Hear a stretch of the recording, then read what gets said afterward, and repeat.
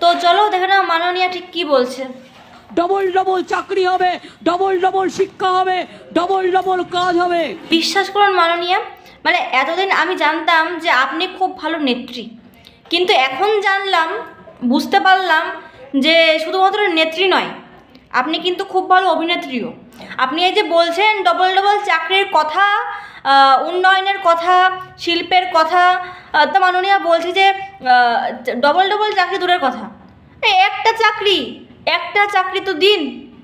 চাকরি নিয়ে পারছেন না, আপনি যাবে ডবল ডবল চাকরি। আর আপনি বলছেন কাজের কথা, মানে কাজের জন্য তো একটা কারখানা, শিল্পের দরকার, তাই না? তো আমাদের রাজ্যে তো শিল্পই নেই, আর ডবল ডবল ছাড়ুন, আর সিঙ্গেল সিঙ্গেল একটা একটা সেটাও তো নেই। আর আপনি বলছেন শিক্ষার কথা, না আমাদের পশ্চিমবঙ্গে শিক্ষা আছে, অনেক মাস্টারের চাকরি গেছে, অনেক স্কুল বন্ধ হয়েছে, তবুও মোটামুটি যা আছে শিক্ষা আছে। কিন্তু ম্যাডাম এই শিক্ষায় শিক্ষিত হয়ে কেউ কিন্তু চাকরি বাকরি পাচ্ছে না, চাকরি বাকরি করছে না।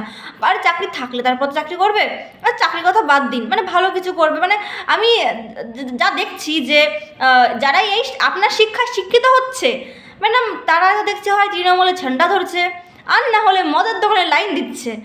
শিক্ষা কিন্তু হচ্ছে, শিক্ষা হচ্ছে না বলবো না, শিক্ষা হচ্ছে, তবে সেই শিক্ষিত হয়ে কাজের কাজ কিন্তু কোনো কিছু হচ্ছে না।